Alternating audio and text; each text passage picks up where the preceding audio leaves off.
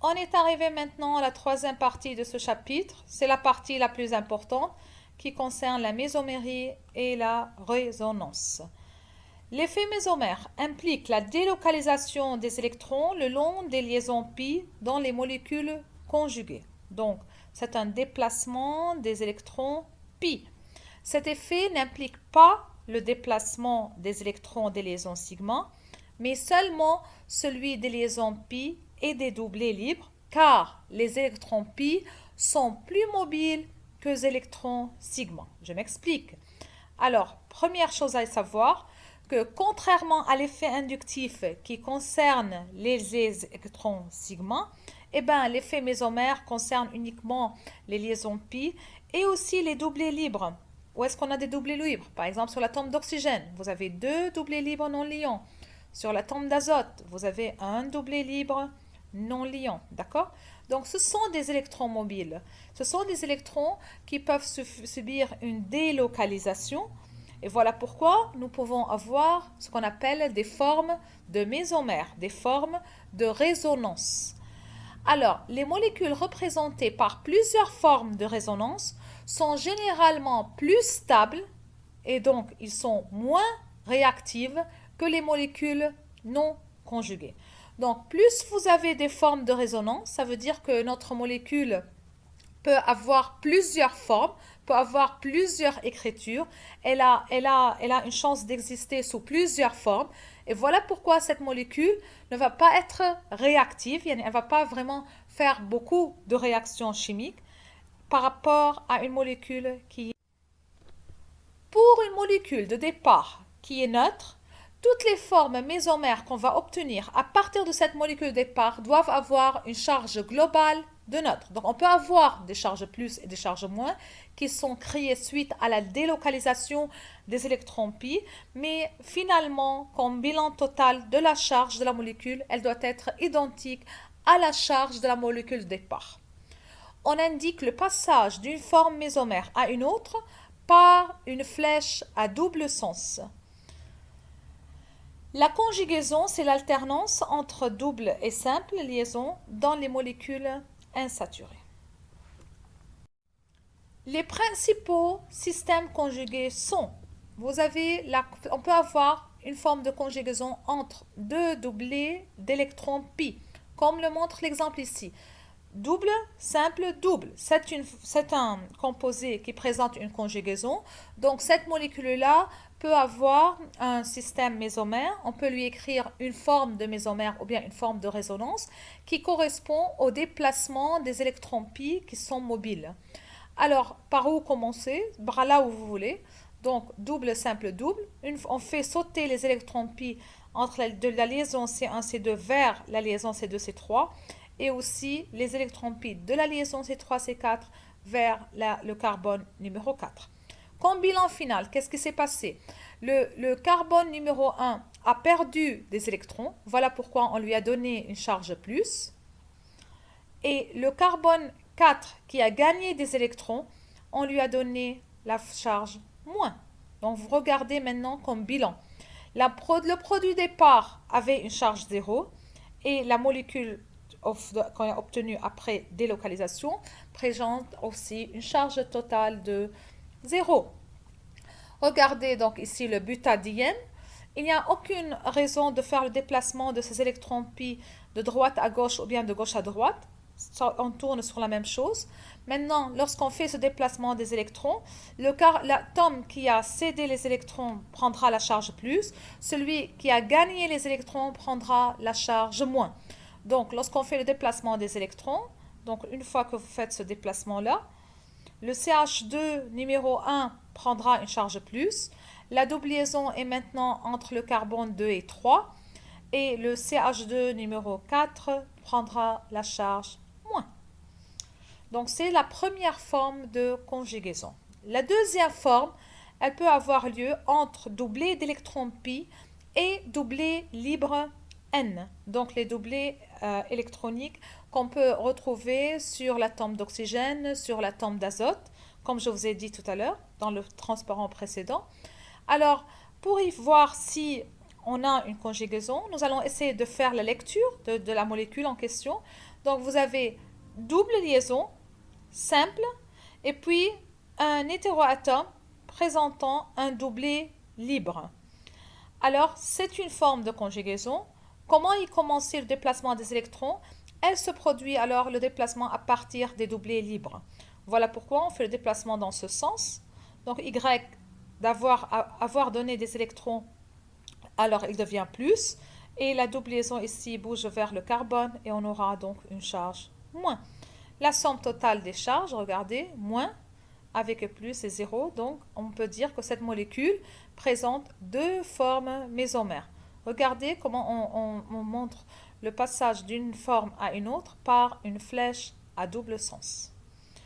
Faisons beaucoup d'autres exemples. Alors, la molécule qu'on a ici, CH2, double liaison CH, simple liaison O-. Alors, est-ce qu'on a un système conjugué? La réponse est oui, parce que vous avez doublé non liant, simple, double. Alors, les électrons commencent le déplacement à partir de doublés non liants. Voilà. Une fois que l'oxygène donne ses électrons, bon, il était moins, il a donné des électrons, il devient 0. Le CH, la double liaison ici, se déplace vers le CH2, et voilà pourquoi on a un moins. La molécule de départ avait une charge moins, et voilà, la molécule obtenue après après avoir effectué le déplacement des électrons est aussi moins. Prenons le troisième exemple. Donc CH2, double liaison CH, simple liaison au CH3. Identifions la conjugaison, donc doublé libre, simple, double. Voilà le sens de déplacement des électrons, donc à partir de l'atome d'oxygène. Ici, l'atome d'oxygène au départ était neutre. Voilà pourquoi, une fois que je fais le déplacement des électrons, l'oxygène prendra la charge plus. Après, la double liaison bouge vers le CH2, et voilà pourquoi nous avons une charge moins. Vérifions la charge de la forme de résonance obtenue. Donc, moins et plus, c'est 0. La charge est identique à celle de la molécule de départ. Donc, juste une chose. Au cas où vous avez à écrire les formes de résonance d'une molécule et que si jamais vous doutez si votre structure est correcte ou pas, une des choses que vous pouvez vérifier, c'est que la charge globale de la forme de résonance obtenue est identique à la charge du produit de départ donné dans l'exercice. Troisième forme de conjugaison, c'est une conjugaison entre un doublé d'électrons pi et une case vacante vide. C'est le cas, si vous voulez, du carbocation. Par exemple, un carbone qui porte un plus, il a une case vacante. Donc, regardez, c'est comme le A. C'est une case qui peut être remplie par des électrons. Donc, regardons la conjugaison ici. On a double, simple et une case vacante. Les électrons bougent vers la case vacante pour la remplir. Donc, voilà, une fois que vous faites ce déplacement, vous avez une double liaison formée entre le C et le A. Et le carbone de départ, maintenant, sera pauvre en électrons. Donc, il portera une charge plus. Regardez ici, CH2, double liaison CH, CH2+. La conjugaison, donc les les électrons pi, bougent vers la case vacante, donc vers le carbone qui porte une case vacante. Donc la double liaison est maintenant à l'autre bout de l'extrémité et le CH2 portera une charge plus. La dernière forme de conjugaison que je vous propose, c'est une conjugaison entre un doublé libre N et une case vacante vide. Alors, c'est une forme de conjugaison aussi. Donc, par exemple, A est un oxygène. Et donc, doublé non liant, simple, et une case vacante. Donc, voilà, vous pouvez faire le déplacement des électrons. A portera une charge plus, car il a perdu des électrons. C, qui était plus, a gagné un électron, est devenu donc 0. Regardez l'exemple ici. Donc, CH2+, simple, et O avec doublé non liant. Le site le plus riche en électrons, c'est l'oxygène. Le CH2 est pauvre, donc voilà comment on fait le déplacement des électrons, voyez. Donc, une fois que c'est fait, on a en forme un oxygène protoné. On note en fait deux types d'effets mésomères. On peut avoir les effets donneurs d'électrons, donc on attribue le symbole plus 1, et les effets attracteurs d'électrons, qu'on attribue le symbole moins 1. Donc, comme on a fait pour l'effet inductif, on pourra le refaire et le travailler maintenant plus en détail, mais cette fois-ci avec l'effet mésomère qui concerne uniquement les électrons pi.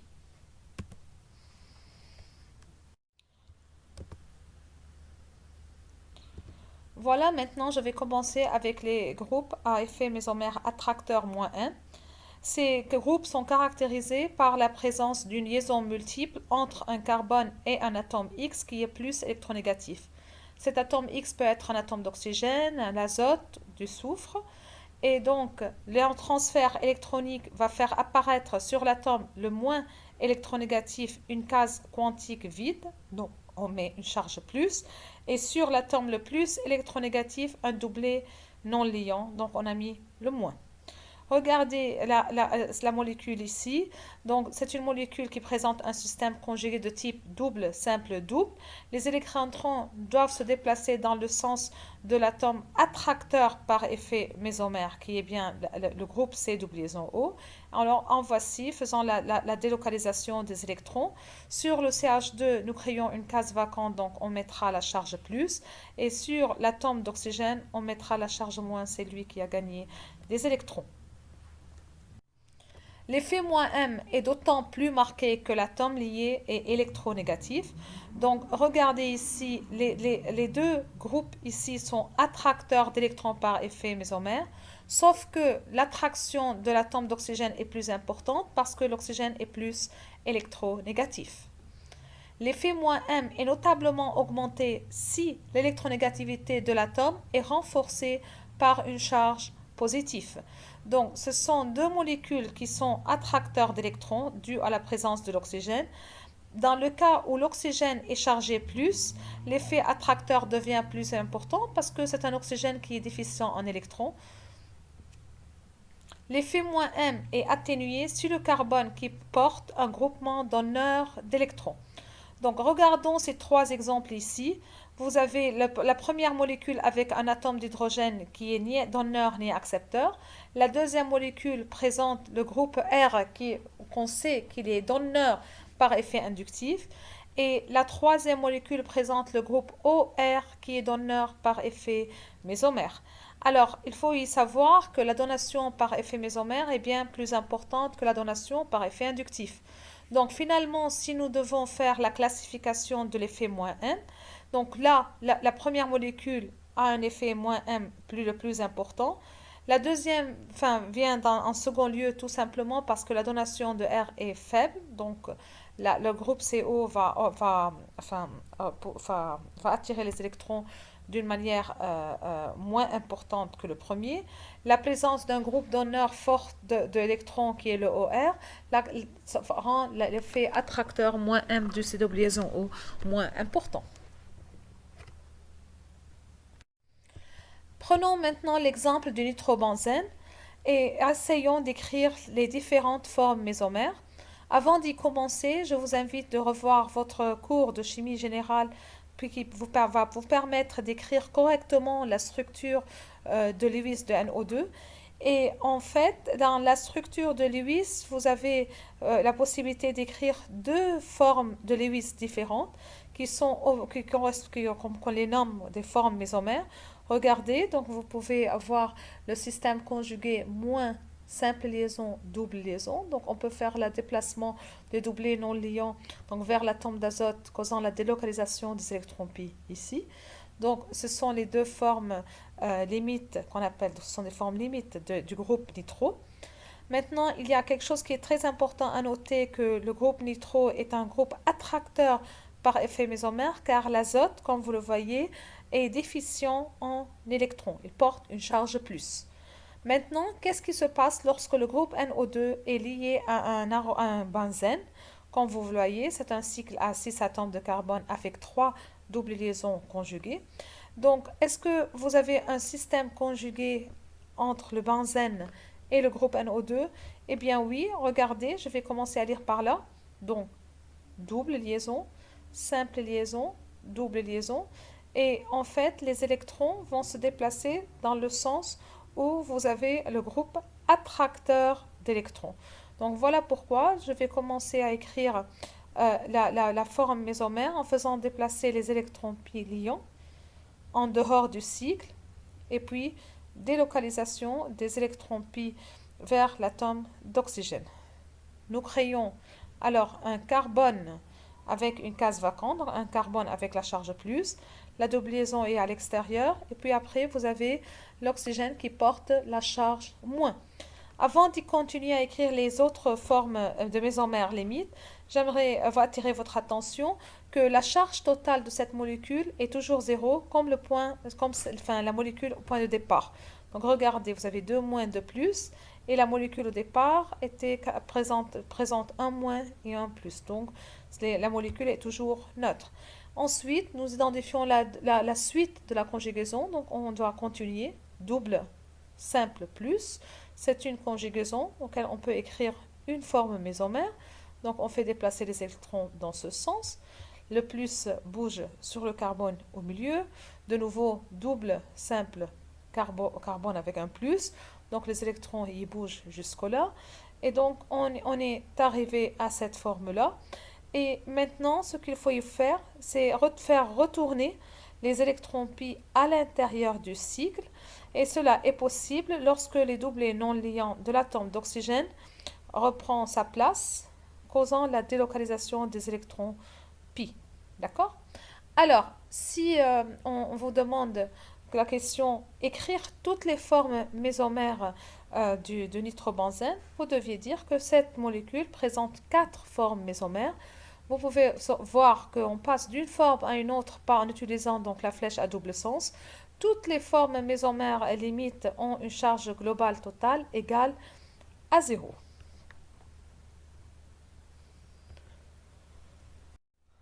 En résumé, les formes mésomères appelées également formes de résonance ou formes limites n'existent que sur le papier. La molécule réelle est en fait un hybride de toutes ces structures, c'est-à-dire que la structure réelle est une moyenne de toutes ces formes limites et qu'on indique par une flèche à double sens le passage d'une forme mésomère à une autre.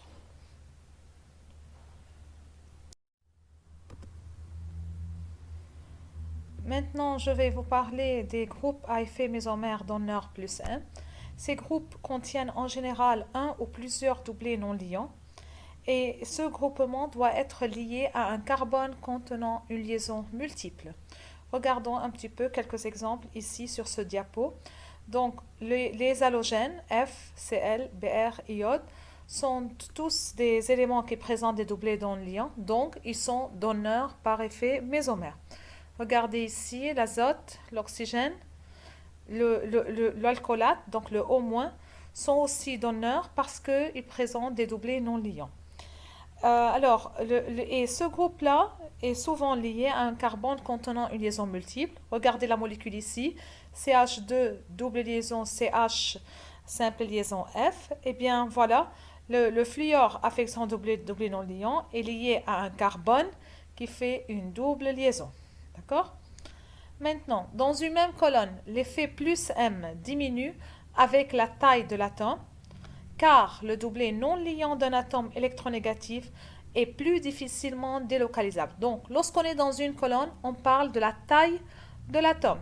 Plus la taille de l'atome est faible, plus la donation est importante. Voilà pourquoi l'effet plus M du fluor est supérieur à celui du Cl. Maintenant, dans une même période, l'effet plus M diminue avec l'électronégativité de l'atome. Alors, dans cette liste-là, le fluor étant le plus électronégatif, il sera alors le moins donneur par effet mésomère. Regardez le deuxième exemple. Donc là, vous avez le O- et le OH. Tous les deux sont donneurs par effet mésomère. Celui qui a la charge négative, donc il a un excès d'électrons, sera un donneur plus fort par effet mésomère. Passons maintenant à un exemple d'application. Donc, le chlorure de vinyle que vous avez en face de vous, première chose à faire, c'est écrire la molécule avec la structure de Lewis, donc en montrant clairement les doublés non liants. Deuxième étape consiste à identifier le système conjugué, donc doublé non liant simple et double. Troisième chose, c'était de préciser de quel côté on doit commencer à faire le déplacement des électrons. Donc, le Cl exerce un effet plus M, et donc les électrons commencent à se déplacer de ce côté-là. Donc, une fois que ce déplacement a eu lieu, le Cl aura perdu un électron, donc on lui attribue une charge plus. quant au CH2 qui a gagné un électron aura une charge moins. Alors, parlons un petit peu plus de cette flèche bleue. À quoi en réfère-t-on dans cette flèche? Donc, je l'ai mis exprès ici pour vous montrer que le Cl exerce ici un effet inductif attracteur. On l'a déjà vu. L'effet inductif concerne les liaisons sigma, donc les électrons sigma. Et on avait dit que tous les atomes électronégatifs sont attracteurs par effet inductif. Donc, on peut mettre en dessous du Cl moins I et plus M. Alors, lorsque les deux effets existent, effet inductif et effet mésomère, eh bien, toujours, l'effet mésomère prédomine sur l'effet inductif. D'où, lorsqu'on écrit les formes mésomères, le déplacement des électrons commence à partir du Cl. Passons à un deuxième exemple qui est ici l'alcool. Eh bien, l'alcool est lié à un carbone qui porte une case vacante, donc c'est un carbocation. Le système conjugué mis en jeu, c'est le doublet non liant simple case vacante. Donc les électrons se déplacent à partir de l'oxygène qui exerce un effet mésomère plus M. Dans ce cas, l'oxygène se portera la charge plus. Faisons maintenant un troisième exemple qui est le phénol, donc benzène OH. C'est une molécule qui est fortement conjuguée, doublet non liant, simple, double, simple, double. Donc, attribuons le rôle de OH, qui est en fait donneur par effet mésomère. Il est attracteur par effet inductif, mais c'est l'effet mésomère-donneur qui va prédominer. Donc, nous commençons à déplacer les électrons à partir de l'atome d'oxygène vers le cycle. Donc, dans ce cas, nous formons un oxygène chargé plus et on note la formation d'un carbanion ou un carbone qui porte un doublet non liant.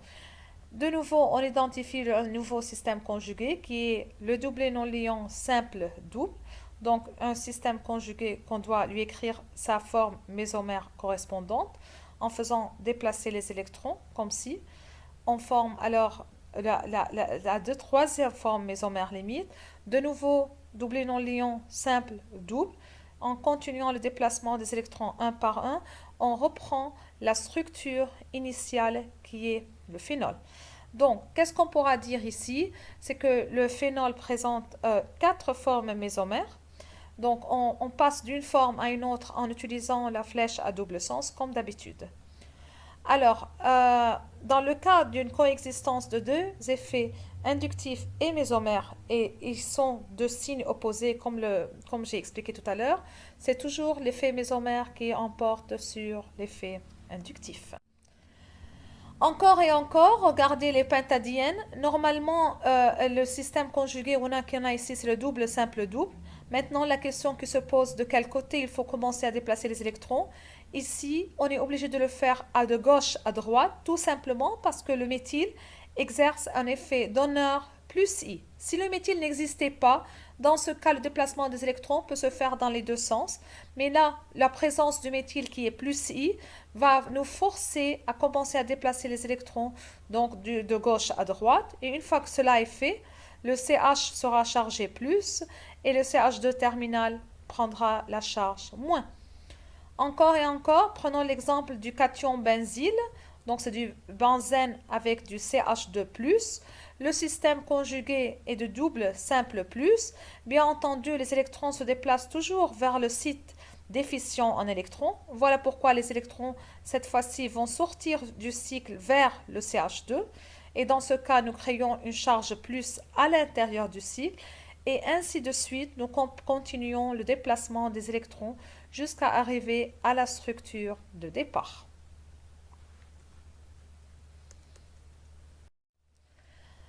Alors, c'est un résumé ici des différents groupes que vous risquez de rencontrer dans ce cours. Donc, les groupes qui sont attracteurs par effet mésomère, ce sont ceux où on trouve un carbone qui fait des liaisons multiples avec un atome électronégatif, tel que par exemple Cn. Donc, c'est du C triple liaison N. Il est attracteur par effet mésomère.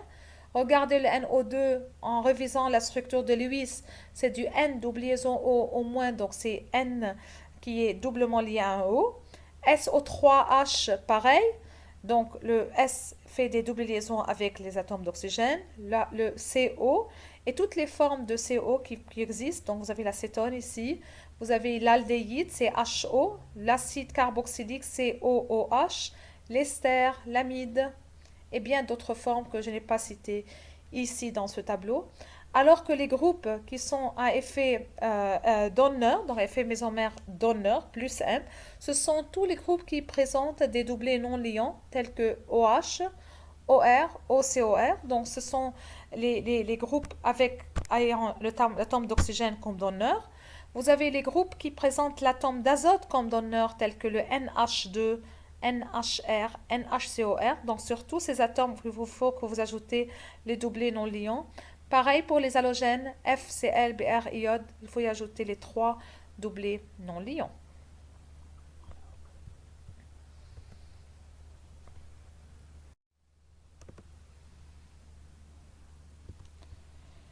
Je vais vous donner maintenant les règles générales pour l'écriture des formes mésomères. Première chose à savoir que tous les atomes qui participent aux formes mésomères doivent être coplanaires. Donc, ils doivent être dans le même plan pour que la délocalisation des électrons puisse se produire sans aucun problème. Deuxième chose, il faut que vous sachiez que uniquement les électrons qui sont délocalisés et non pas les atomes. Donc, vous avez bien remarqué que lorsqu'on a écrit les formes mésomères, le squelette de la molécule n'a pas été touché. C'est juste les électrons pi qui sont mobiles, qui se sont déplacés à l'intérieur de la molécule. Troisième règle très importante, c'est la règle de l'octet qui doit être respectée, particulièrement pour les atomes appartenant aux 2 premières lignes du tableau périodique. Donc, prenons cet exemple ici qui est devant vous. Regardez, donc vous avez le OH avec ses doublés non liants, simple double, donc on a un système conjugué. Le OH qui exerce l'effet donneur plus M, donc on est prêt à écrire une forme mésomère où on commence le déplacement des électrons à partir du doublé non liant, donc le voilà, comme vous le voyez ici par les flèches rouges, et nous obtenons alors un oxygène chargé plus et un carbone chargé moins. Alors, en faisant ce déplacement d'électrons, on remarque que la règle de l'octet est respectée pour tous les atomes, donc vous pouvez les essayer vous-même. Il faut trouver les 8 électrons aux alentours de tous les atomes. Maintenant, si jamais vous vous trompez et vous faites le déplacement des électrons de la double liaison vers le groupe OH, eh bien, dans ce cas, vous allez former vous allez obtenir une structure donc, qui n'est pas correcte, où la règle de l'octet n'est pas vérifiée. Et particulièrement, je désire attirer votre attention sur l'oxygène ici. Regardez, donc l'oxygène maintenant a 10 électrons au lieu de 8. Donc, directement, vous deviez corriger votre travail. Quatrième règle, la résonance stabilise un système insaturé. Donc, plus vous avez des conjugaisons et plus le système conjugué s'étale à l'intérieur de la molécule, plus la molécule est considérée stable. Donc, plus vous avez des délocalisations, plus la stabilisation est importante.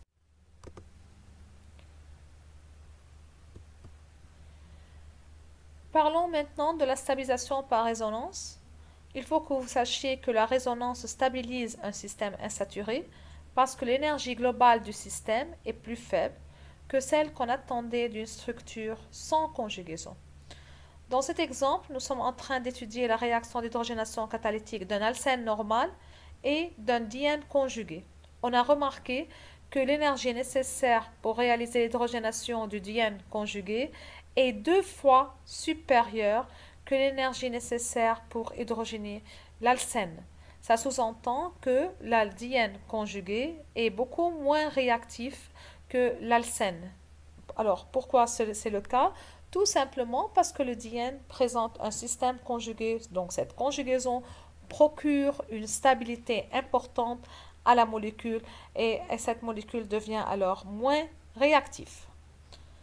Deuxième chose à savoir, dans un système conjugué, la liaison n'est ni simple ni double, mais elle est intermédiaire. Regardez ici, le benzène, il peut s'écrire sous deux formes de résonance limite.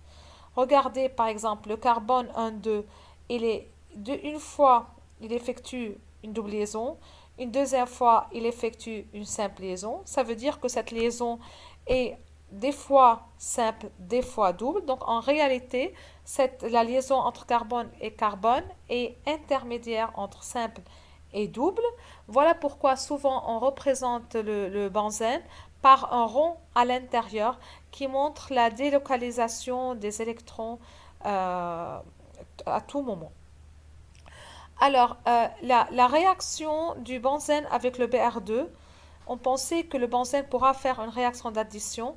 Eh bien, on s'est avéré que cette réaction ne peut pas avoir lieu, encore une fois, à cause de la conjugaison que vous avez dans le benzène. Cette conjugaison lui donne une stabilité. Et donc, toute réaction qui casse ce système entièrement conjugué est défavorisée. Voilà pourquoi, alors, le benzène ne peut pas faire une réaction. Alors, la stabilité des formes de résonance. Il faut y savoir que les structures de résonance qu'on écrit ne sont pas toutes équivalentes. Elles n'ont pas toutes la même stabilité. Donc, prenons l'exemple de l'énolate. Donc, c'est la molécule ici. Elle présente une double liaison avec un carbone au moins. Donc, ça s'appelle N et olate parce que c'est du au moins. Donc, la molécule énolate présente deux structures de résonance différentes par l'emplacement à la fois de la double liaison et de la charge. Donc, écrivons la forme mésomère en commençant à partir du O- qui exerce un effet plus M, donc donneur d'électrons par effet mésomère. Donc, on fait le déplacement des électrons. Dans ce cas, nous formons le carbanion. La question qu'on se pose ici, laquelle des deux contribue le plus à la structure réelle? Pour en savoir, il y a quelques règles simples qu'on doit suivre pour pouvoir décider laquelle contribue le plus à la stabilité de cette molécule. Le premier critère à respecter, c'est la règle de l'octet. Donc, prenez la première molécule ici. Regardez avec moi, vous avez un système entièrement conjugué. Donc, doublé non liant, simple, double, simple, un carbone avec une case vide. Donc, bien entendu, les électrons vont se déplacer vers le carbone chargé plus. Nous obtenons dans ce cas la structure, la forme mésomère ici au milieu. De nouveau, on a un système conjugué doublé non liant, simple et plus. Donc, on peut faire le déplacement des électrons. Et en voici la troisième forme mésomère. Maintenant, il faut regarder plus en détail si tous les atomes respectent la règle de l'octet. Alors, la chose qu'il faut toujours vérifier, regarder vite fait pour contrôler cette histoire, et on regarde là où on a une charge. Donc, par exemple, dans la première forme mésomère, vous avez le CH2+, le carbone est entouré par 6 électrons et non pas 8. Donc, la règle de l'octet pour cette forme mésomère n'est pas respectée. Passons à celle du milieu. Pareil, je veux directement regarder le CH+. Ici, vous avez 6 électrons autour du carbocation. Donc, encore une fois, la règle de l'octet n'est pas vérifiée. Passons à la dernière. Regardez l'oxygène qui porte le plus. Eh bien, autour de cet oxygène, on a les 8 électrons. Donc, c'est la forme mésomère dans laquelle la règle de l'octet est respectée. Donc, c'est la forme mésomère qui a le plus de poids. Le deuxième critère, c'est la charge de préférence doit être sur l'atome le plus électronégatif. Donc, je vais reprendre le carbanion ici. Donc, vous avez CH2- simple CO, CH3. Et on a un système conjugué où les électrons vont commencer à se déplacer à partir du doublé non liant. Donc, une fois que vous faites ceci, nous obtenons cet énolate. Regardez, donc CH2, double liaison C au moins. Alors, laquelle des deux formes limite est la plus stable? C'est celle où on voit la charge moins sur l'atome le plus électronégatif. Donc, c'est bien l'oxygène qui est plus électronégatif que le carbone. Donc, la forme énolate, c'est la forme qui a le plus de poids.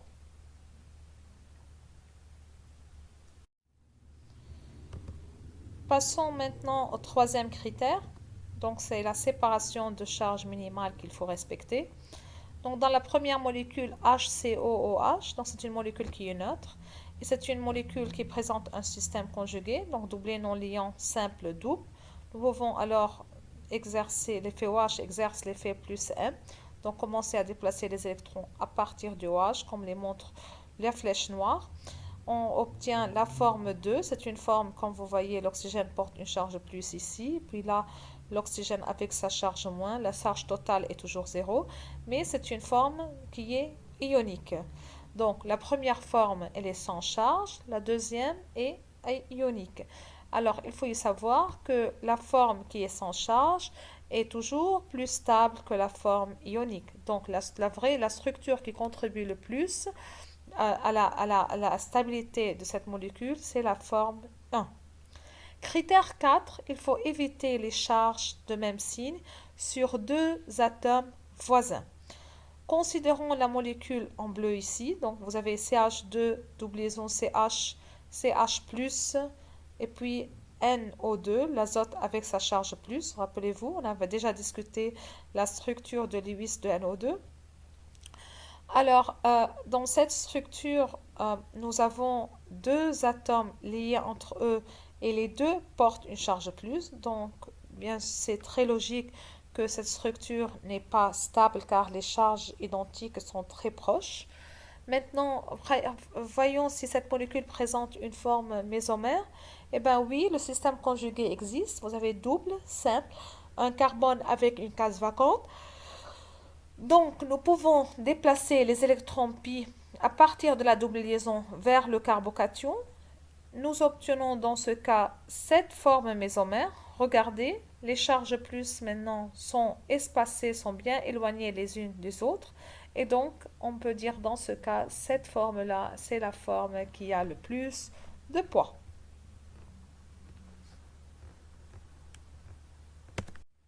Pour finir, donc c'est de discuter ici la compétition entre l'effet inductif et l'effet mésomère. Je l'ai déjà fait, mais je vais la refaire avec vous ici. Donc, la mobilité des électrons des doublés non liants ou des liaisons multiples est plus grande que la mobilité des électrons des liaisons sigma. Donc, en général, lorsque vous avez une compétition entre un effet inductif et un effet mésomère, c'est l'effet mésomère qui emporte toujours. Donc, regardez la première molécule, le chlorure d'éthyle. Le Cl, vous le savez, il est attracteur par effet inductif. Mais est-ce qu'il est ici donneur par mésomère? Bien non, parce qu'on n'avait même pas un effet mésomère du moment qu'on n'a pas un système conjugué. Passons à la deuxième molécule qui est le chlorure de vinyle.